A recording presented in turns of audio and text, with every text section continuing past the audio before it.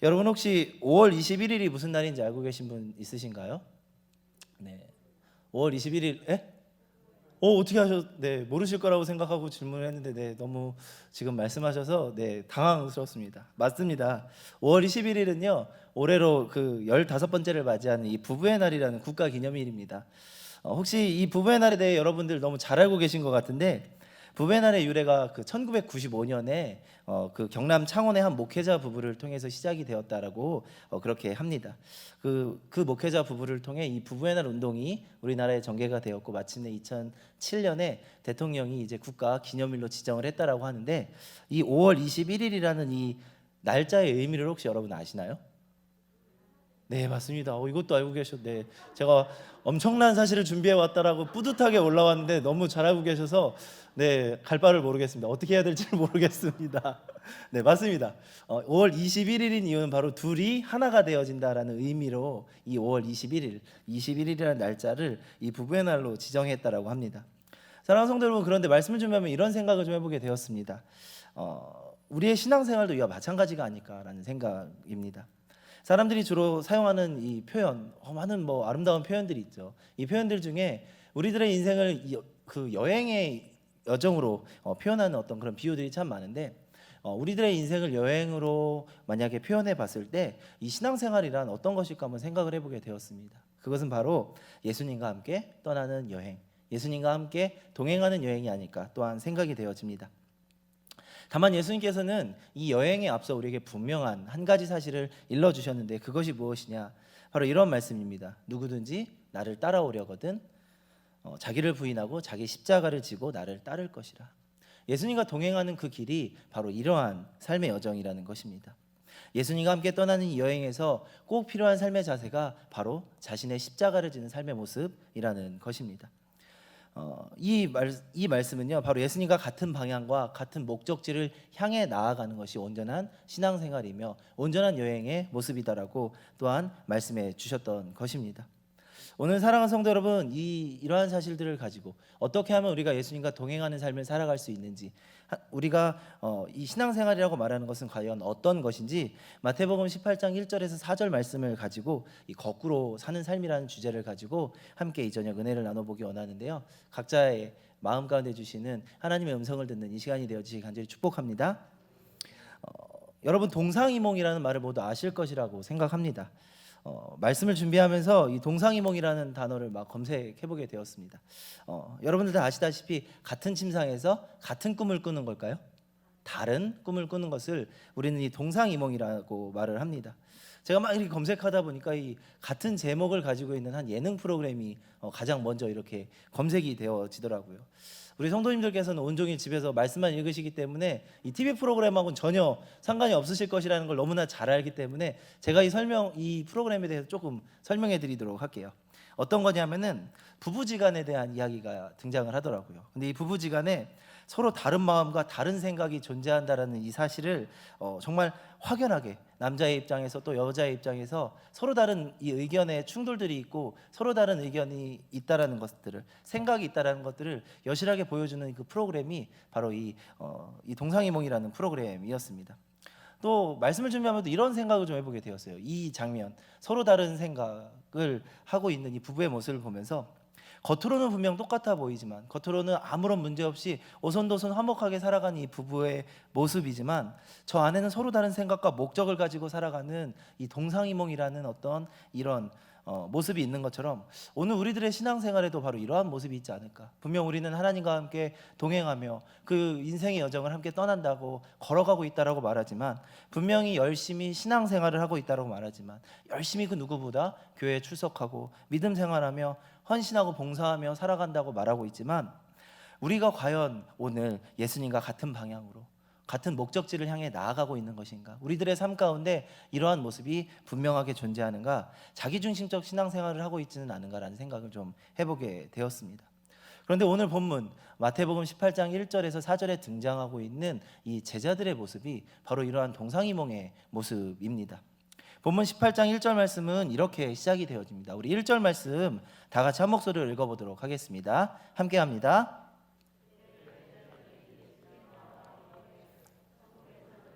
그니까 아멘. 오늘 우리가 본문으로 채택한 이 마태복음 말씀은요, 상당히 함축적으로 이 사건을 다루고 있습니다. 그래서 사실은 이 1절 말씀만 가지고서는요, 사실 이 제자들이 말했던 제자들의 의도, 뭐 이런 어떤 본문의 전체적인 내용을 사실상 정확하게 이해하기는 쉽지 않습니다. 그래서 같은 사건을 다루고 있는 다른 공간복음의 이야기를 좀 함께 살펴보고자 하는데요, 마가복음 9장 33절에서 34절까지의 말씀이 이와 같은 사건을 이야기하고 있습니다. 우리 마가복음 9장 33절과 34절 말씀도 한번 다 같이 찾아서 읽어보도록 하겠습니다. 네, 여기 자막이 나오네요. 우리 함께 읽어보도록 하겠습니다. 가버나움에 이르러 집에 계실새 제자들에게 물으시되 너희가 길에서 서로 토론한 것이 무엇이냐 하시되 그들이 잠잠하니 이는 길에서 서로 누가 크냐 하고 쟁론하였습니다. 아멘. 어느 날 예수님께서 이제 하루의 사역을 마치시고 제자들과 이제 집에 돌아오셨습니다. 근데 예수님께서 이제 제자들에게 이렇게 질문하시는 것이었습니다. 이 집으로 돌아오는 길에 제자들이 분명 어떠한 하나의 사건을 가지고 계속 자기들끼리 쟁론함을 예수님께서 보시게 되었는데, 토론하는 것을 보시게 되었는데, 그 문제가 무엇이었니? 얘들아, 너희가 어떤 문제를 가지고 이렇게 서로 토론하고 쟁론하였느냐? 예수님께서 이제 제자들에게 물으시기 시작했던 것입니다. 자, 그래서 34절 마가복음 9장 34절 말씀에 보니까요, 이렇게 기록되어 있습니다. 제자들이 쟁론했던 그 문제가 어떤 것이었냐? 바로 자신들 중에 누가 크냐라는 문제에 대해서 제자들은 집으로 돌아오는 길 내내 토론하고 쟁론했던 것입니다. 아마 이렇게 이야기하지 않았을까 생각이 되어집니다. 그 제자 중에 이 베드로 있죠. 베드로는 주님께서 내게 반석이라고 말씀하셨기 때문에 나는 좀 다른 사람들보다, 너희들보다 좀 차원이 틀려, 너희들과는 레벨이 틀릴 거야, 이렇게 생각하지 않았을까요? 또 주님께서 앞선 이 마태복음 앞선 이 16장에 보면 좋은 선물을 또 하나 주셨습니다. 천국 열쇠라는, 베드로에게 이 천국 열쇠를 주신다라는 이 어마어마한 말씀을 하셨는데 내가 너희들과는 좀 다르지 않겠어? 베드로는 이렇게 생각했을지도 모르겠습니다. 또 그 중에는 또 요한도 있었죠. 요한은 우리가 잘 알고 있듯이 예수님께서 사랑하시는 자라는 어떤 그런 별칭을 가지고 있죠. 누구보다도 예수님께 사랑받는 자신도 베드로에게 뒤처지지 않게 나는 큰 자다라고 생각했을 것 같습니다. 또 이런 사람도 있습니다. 오늘 본문을 기록한 이 마태죠. 마태의 전직은 세리였죠. 이 세리 마태는 예수님을 따르기까지, 이 예수님의 제자의 삶을 살기까지 정말 많은 것들을 희생하고 많은 것들을 포기한 사람입니다. 많은 부도 포기했고요, 많은 어떤 재산도 포기했죠. 이 포기한 것이 너무나 많기 때문에 그만큼 예수님께서 나를 더욱더 존귀 여겨주실 거야, 더욱더 큰 사람으로 여겨주실 거야, 아마 이도 생각했을지 모릅니다. 또 그 중에 또 유다도 있었습니다. 뭐 여러 가지 제자들, 뭐 처음 부르셨던 제자들, 뭐 여러 가지 자신들만이 어떤 자신들이 크다라고 주장할 수 있는 여러 가지 이유들이 있었겠죠. 유다도 자신이 돈꾀를 맡은 자이니까 그만큼 주님께서 나를 신뢰하시기 때문에 나도 너희들에게 뒤지지 않도록 나도 큰 사람일 거야라고 아마 생각했을 수도 있습니다. 물론 제 상상입니다, 여러분. 성경에는 기록되어 있지 않은 내용이지만 아마 우리들의 삶의 모습에 이 제자들의 삶을 좀 비추어 보면 아마 크게 다르지 않은 양상으로 이 제자들도 서로 다투고 논쟁하지 않았을까 생각이 되어집니다. 그런데 문제는요, 이 논쟁, 이 어떤 쟁론이 자신들의 힘으로는 해결할 수 없는 어떤 그런 문제였다는 것이죠. 그러자 이들은 이제 이 문제를 가지고 예수님 앞에 나와 이렇게 묻습니다. 어떻게 물었느냐? 예수님, 우리 중에 누가 가장 큰 사람입니까? 천국에서 가장 큰 사람은 누구입니까? 이 말은 다시 말하면 그 모인 그 12명의 제자들 중에 우리 중에 누가 가장 크냐고 예수님에게, 큰 자냐고 물었던 것입니다. 모르긴 몰라도 아마 저라면요 그랬을 것 같아요. 몰라도 그 제자들 중에 예수님의 입술에서 자신의 이름이 호명되기를 좀 바라고 기대하고 있지 않았을까요? 다른 사람들보다는 베드로라는 내 이름이, 요한이라는 내 이름이, 뭐 마태라는 내 이름이 좀 예수님께서 나를 지켜 세워 주시면 얼마나 좋을까, 이런 어떤 허황된 꿈들을 가지고 있지 않았을까 또 생각이 되어집니다. 사랑하는 성도 여러분, 제자들은 왜 이 문제를 가지고 열띤 토론을 벌이며 다툴 수밖에 없었을까요? 그 이유는 제자들이 예수님께서 말씀하신 천국에 대해, 믿음의 삶에 대해 크게 오해하고 있었기 때문에 이러한 논쟁과 쟁론을 벌이게 되었던 것입니다. 마치 천국 백성으로서의 올바른 사고방식 또한 가지고 있지 않았기 때문에 그들은 이 문제를 가지고 쟁론할 수밖에 없었던 것이죠. 다시 오늘 본문 말씀으로 돌아가 보도록 하겠습니다. 마태복음 18장 1절 말씀에는요, 오늘 이 논쟁, 이 제자들이 논쟁하게 된 그 시기, 그 때가 기록이 되어 있는데요. 마태복음 18장 1절에 이렇게 시작이 되어집니다. 그때 제자들이 예수께 나와 이르되 천국에서는 누가 크니이까. 여기서 이 그때라고 말하는 이 그때, 그 시기는 어떤 때냐면요, 이제 곧 예루살렘을 향하고 있는 이 여정 가운데 있는 때가 바로 이 그때입니다. 예수님께서 예루살렘에서 고난 당하실 것을 말씀하신 후 이 앞선 본문의 내용, 마태복음의 흐름을 보면 이 변화산 내용도 기록이 되어 있고요. 하나님의 이 변화산에서 하나님의 영광을 나타내신 그 후가 바로 오늘 본문이 말하고 있는 이 그때입니다. 즉 다시 말해 십자가를 지시기 위해, 인류 구원의 사명을 감당하시기 위해 예수님께서는 이 예루살렘을 향하고 있는데, 이 예루살렘으로 향하고 있는 이 거룩한 여정 가운데 오늘 이 사건, 누가 더 크냐라고 제자들이 쟁론했던 사건이 벌어지게 되었다는 것이죠. 예수님께서는 분명히 하나님의 뜻을 이루시기 위해, 인류 구원을 위해, 고난 받으시기 위해 예루살렘을 향하고 있는데, 예수님의 말씀에 인자가 하나님의 뜻을 이루기 위해 영광을 받을 것이다 라고 말씀하셨던 이 말씀이 제자들에게는 하나님의 뜻을 이루는 어떤 그런 영광이 아니라 그들의 삶 가운데, 그들의 기준 가운데 해석되어져서 심각하게 오해하게 되었던 것입니다. 이제 예수님께서 예루살렘에 올라가셔서 왕권을 탈취하실 것이다, 이제 예수님이 이제 더 높아지실 것이다, 왕으로 추대되실 것이다, 그들은 심각하게 오해하고 있었던 것입니다. 예수님이 왕이 된다면 그들의 삶 가운데 어떤 변화가 일어나게 될까요? 그들의 삶에도 무언가 변화가 일어나지 않을까요? 드디어 때가 됐다라고 그들은 생각하기 시작했던 것이죠. 예수님께서 예루살렘에 올라가셔서 이 왕자를 쟁탈하시게 되면 그들은 생각했던 것입니다. 우리는 이제 더 이상 고생 끝, 행복 시작이야 라고 그들은 생각했던 것이죠. 3년 동안 열심히 예수님을 따랐으니까 우리 삶 가운데서도 분명 무언가가 떨어질 거야, 나도 한몫 차지할 수 있을 거야, 그들이 생각했던 것입니다. 그런데 여기서 문제가 발생하게 됩니다. 아주 심각한 문제입니다. 그 문제가 혹시 무엇일까요? 주위를 둘러보니까, 이러한 생각을 가지고 있던 제자들이 주위를 둘러보니까 경쟁자가 몇 명이나 있죠? 11명이나 있었던 것입니다. 말도 안 되는 경쟁자죠. 내가 분명히 한몫을 차지해야 되는데, 내가 높아져야 되는데, 예수님께서 왕권을 이제 가지시게 되면, 왕위로 즉위하시게 되면 왕의 통치권을 행사할 2인자가 내가 돼야 되는데, 혹은 3인자가 내가 돼야 되는데, 그런 마음들을 가지고 있던 그에게 이 천지사방에 여태까지 함께했던 이 사랑하는 전우들이, 이 제자들이 다 이제 경쟁자로 보이기 시작한 것입니다. 이제 내가 저 사람을 꺾어야지만 내가 더 높아질 수밖에 없는 상황과 환경이란 이 무한 경쟁 가운데 그들이 빠지게 되었던 것이죠. 그러자 그들의 마음 가운데 한 가지 생각이 들기 시작합니다. 바로 어떤 것이냐? 우리들 사이에서도 이 서열을 정리해야겠다. 내가 누가 높은지, 누가 더 큰지, 누가 더 잘났는지, 누가 더 똑똑한지 이제 서열을 좀 정리해야겠다라는 생각이 들기 시작했던 것입니다. 이 마태복음과 마가복음에서 말하고 있는 쟁론이 바로 여기에서 시작된 쟁론인 것이죠. 우리들 중 누가 더 높아질 것인가? 우리들 중 누가 더 잘 나갈 것인가? 누가 더 존귀한 자인가? 누가 더 많은 권력을 차지할 것인가? 누가 2인자가 혹은 누가 3인자가 될 것인가? 그들은 정말 머리가 깨지도록 싸우기 시작했던 것이죠. 온통 제자들의 관심사는 여기에 쏠려 있었던 것이죠. 말 그대로 예수님의 뜻과는 전혀 무관한 이 동상이몽의 모습이 아니지 않을까 생각이 되어집니다.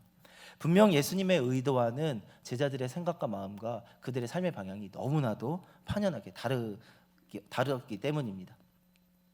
예수님은 분명 자신의 십자가를 들고, 내 자신의 십자가를 들고 나를 쫓으라 말씀하셨는데, 그들에게는 십자가는커녕 그들의 삶 가운데는 이런 어떤 경쟁의식과 내가 더 높아지려고 하는 이 마음의 어떤 그 욕심들이 꿈틀대기 시작했다라는 것이죠. 그렇기 때문에 그들의 귀에는 예수님의 어떠한 말씀도 들리지 않았던 것입니다.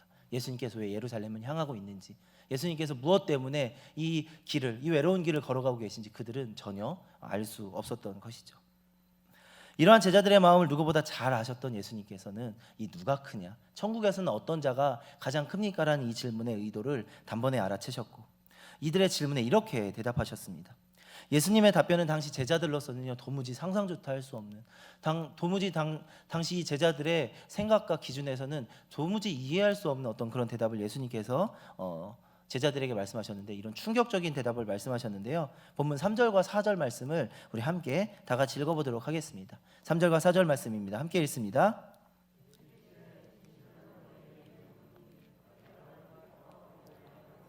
되지 아니하면 결단코 천국에 들어가지 못하리라. 그러므로 누구든지 이 어린 아이와 같이 자기를 낮추는 사람이 큰 자니라. 아멘. 지금 우리가 함께 읽은 이 마태복음 18장 3절과 4절 말씀에 예수님께서는 분명한 한 가지 사실에 대하여 제자들에게 설명해 주고 계십니다. 그것은 하나님의 나라가 어떠한 자들의 것이며 어떠한 자들이 누리는 것이 이 하나님의 나라인가 하는 이 사실입니다. 그런데 예수님께서 말씀하신 이 천국은요, 하나님의 나라는요, 당시 제자들, 바로 이 유대인들의 생각과는 너무나 동떨어져 있는 어떤 그런 모습이었는데요. 그들은 힘으로 지어질 나라와 이 권세로 지어질 나라를 이 천국이라고 생각했습니다. 그러나 예수님께서 말씀하신 것처럼 천국은 세상과 반대로, 천국은 세상의 원리와는 거꾸로 돌아가는 이곳, 이러한 원리로 살아가는 곳이 이 천국이다, 하나님의 나라다라고 오늘 본문을 통해 다시 한번 그렇게 설명을 하고 계신 것입니다. 다시 말해 제자들은요, 예수님에게 일반적인 어떤 세상의 크기에 대하여 질문하고 있지만 예수님께서는 세상과 반대로, 세상과 거꾸로 살아가는 것이 이 천국의 법칙이다라고 이야기하고 있는 것입니다. 천국의 참된 가치는 세상과 반대다라고 말씀하고 계신 것이죠. 그리고 이를 위해 3절과 4절 말씀을 통해 한 어린아이를 세우시며 제자들에게 이렇게 말씀하셨습니다. 제가 3절과 4절 말씀을 한 번 더 읽어드리도록 하겠습니다. 이르시되 진실로 너희에게 이르노니 너희가 돌이켜 어린아이들과 같이 되지 아니하면 결단코 천국에 들어가지 못하리라. 그러므로 누구든지 이 어린아이와 같이 자기를 낮추는 사람이 천국에서 큰 자니라. 아멘. 어린아이와 같이 되지 아니하면 어떠한 변화가 우리들의 삶 가운데 일어나게 되어지느냐? 천국에서 큰 자는커녕 결단코 천국에 들어갈 수조차 없다라고 예수님께서는 이야기하셨던 것이죠. 사실 이 말은요, 이 어린아이와 같아지라는 말은요, 제자들에게는 사실 이해할 수도 없는 말이었습니다. 전혀 납득되지 않는 설득이었던 것이죠. 그 이유는 당시 유대인들의 사고방식에 있었는데요, 당시 유대인들은 이 어린아이에 대한 이 생각을요, 천덕꾸러기임과 동시에 이 미완의 존재라고 생각했던 경향이 있었습니다. 그것이 그들의 사고방식이었는데요, 이 부분들이 어디에서 나타나냐면요, 당신의 문헌에 기록된 이 많은 문헌들에는 이 여자와 어린아이의 숫자는요, 문헌에 계수되지조차 않았습니다. 또 예수님께서 이 어린아이들이 예수님께 찾아올 때 제자들이 어떻게 하였죠?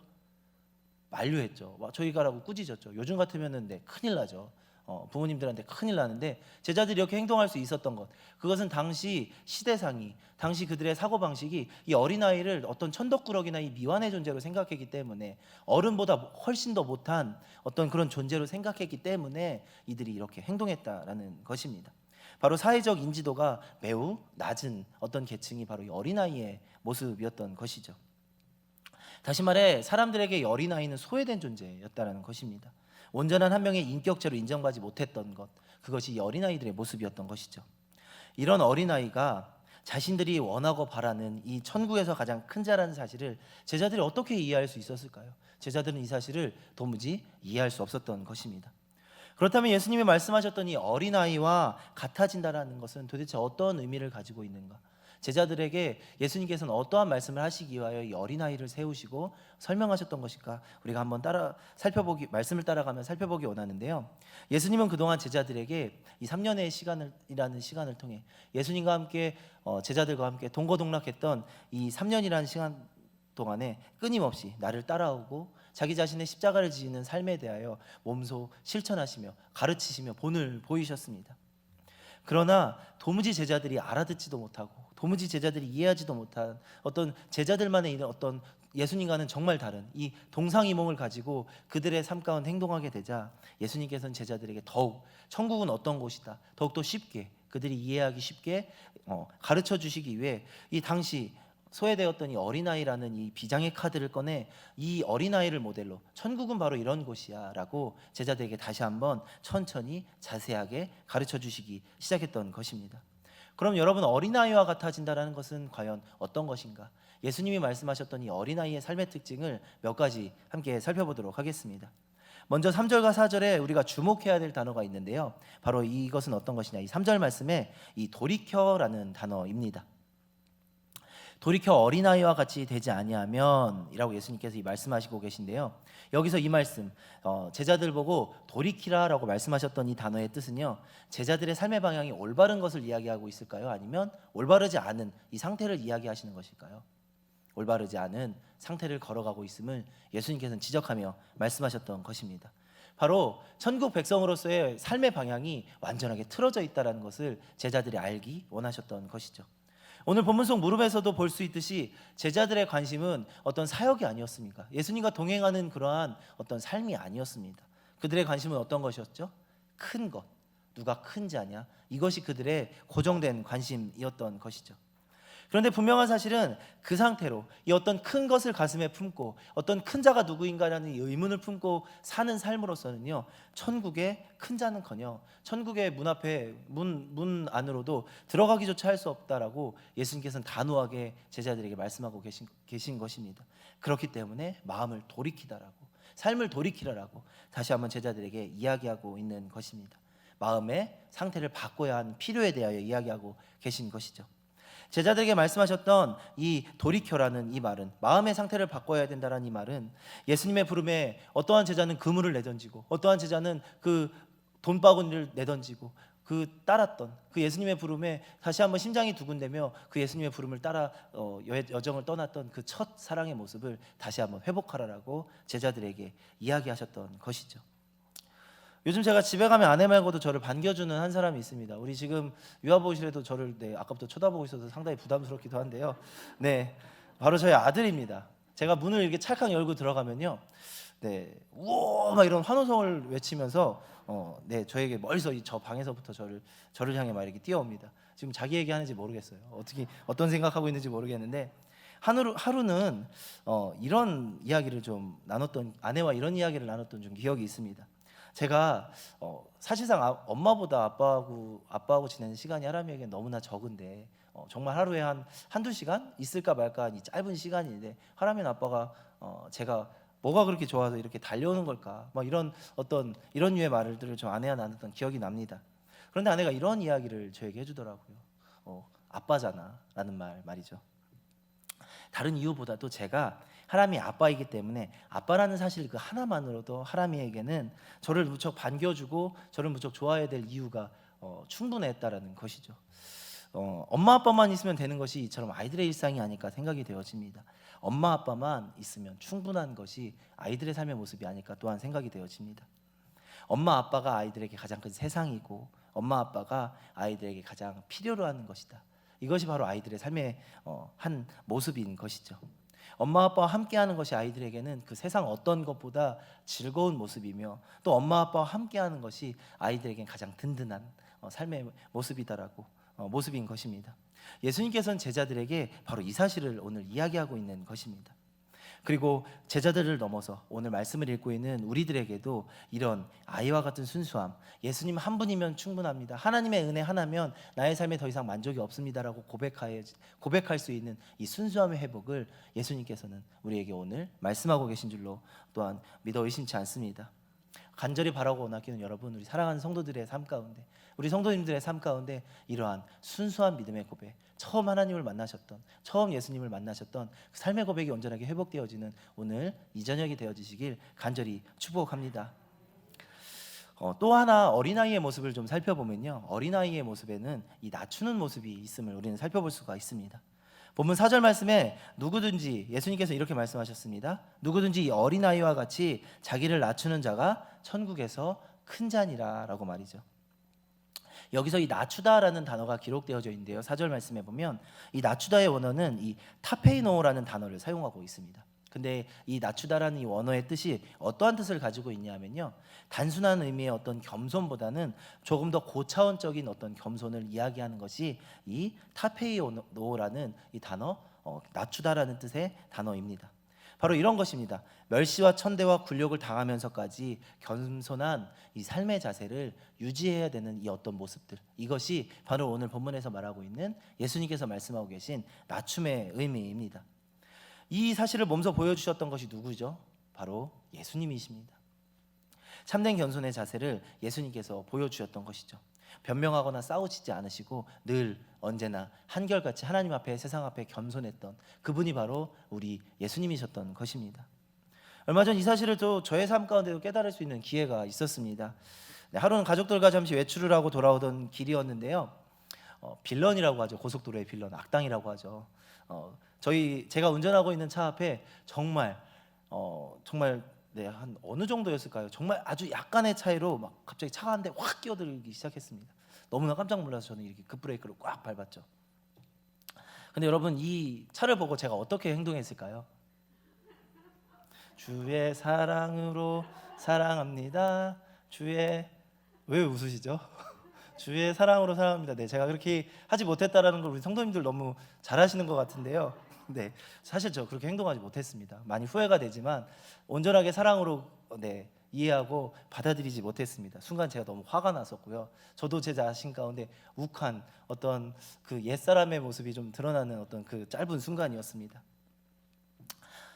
제 생각에 이런 생각이 드는 거예요.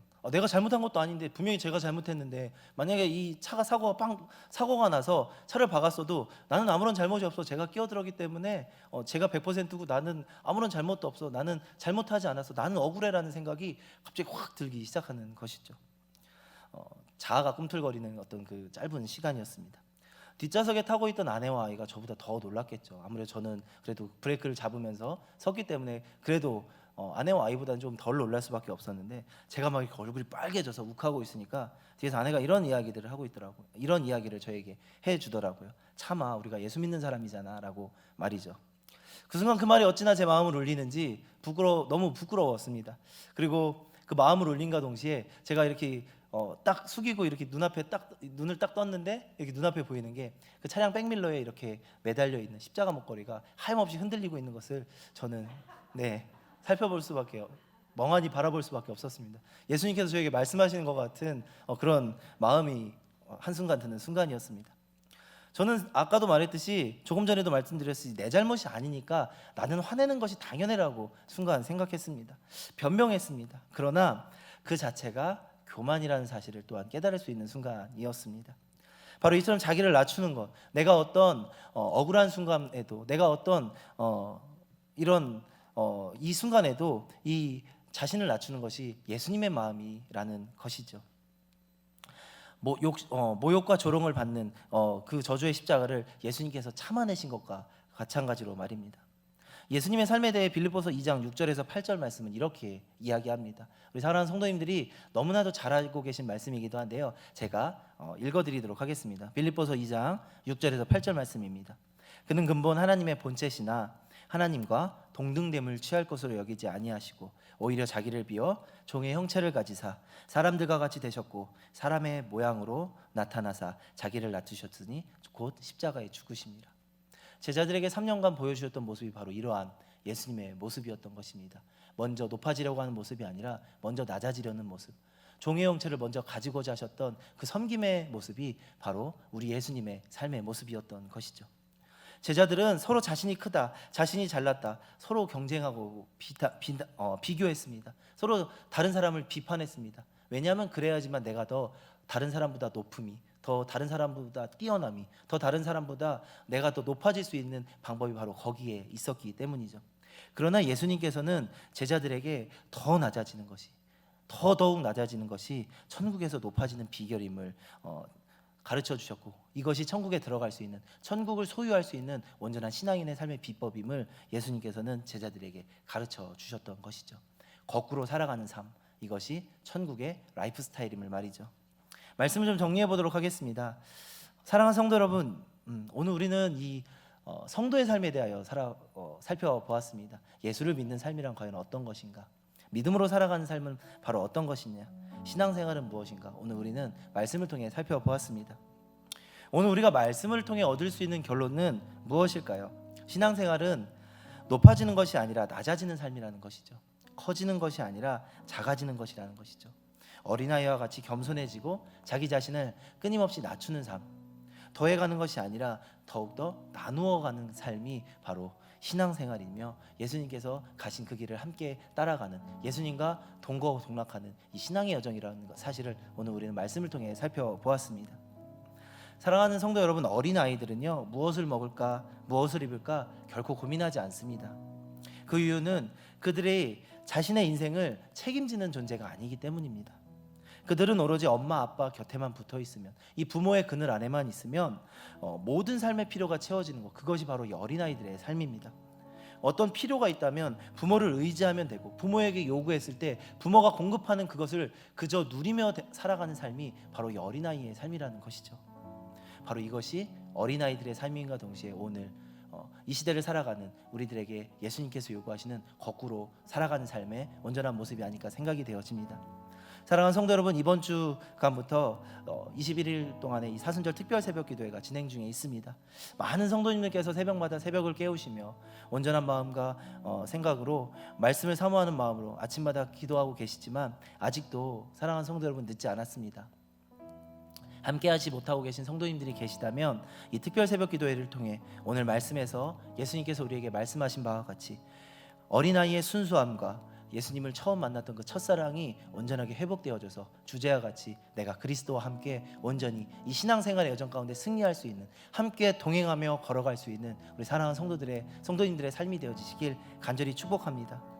간절히 바라고 있는 이 21일, 둘이 하나가 되어지는 21일의 이 시간을 통하여 예수님과 더 이상 동상이몽, 다른 같이 살아가지만, 같은 모습으로 살아가지만 다른 생각과 다른 말을 하는 성도의 삶이 아니라 온전히 동고동락하며 그리스도와 함께 믿음의 여정을 끝까지 싸워나가는, 끝까지 걸어나가는 우리 사랑하는 모든 성도님들의 삶이 되어지길 간절히 축복하고 소원합니다.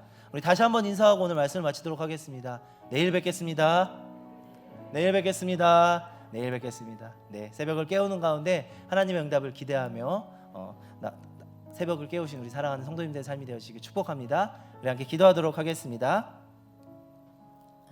참 좋으신 은혜와 사랑의 하나님, 감사합니다. 오늘 이 저녁도 하나님 우리에게 거꾸로 살아가는 삶이란 무엇인지, 하나님께서 우리들의 삶 가운데 요구하시는 삶의 모습은 무엇인지 다시 한번 깨닫게 하여 주심에 감사합니다. 하나님, 내가 더욱더 어린아이와 같이 더욱더 낮아지기 원합니다. 내가 더욱더 어린아이와 같이 순수함을 회복하여 예수님을 만났던 그 첫사랑의 그때, 예수님 한 분이면 충분하다라고 나의 삶이 고백했던 그 순간, 그 시절의 그 믿음으로 하나님 우리들의 인생을 살아가는 우리 모두가 되어줄 수 있도록 주님 우리들의 삶 가운데 찾아와 주시고 역사하여 주시옵소서. 하나님, 내가 거꾸로 살아가는 삶을 살아가기 원합니다.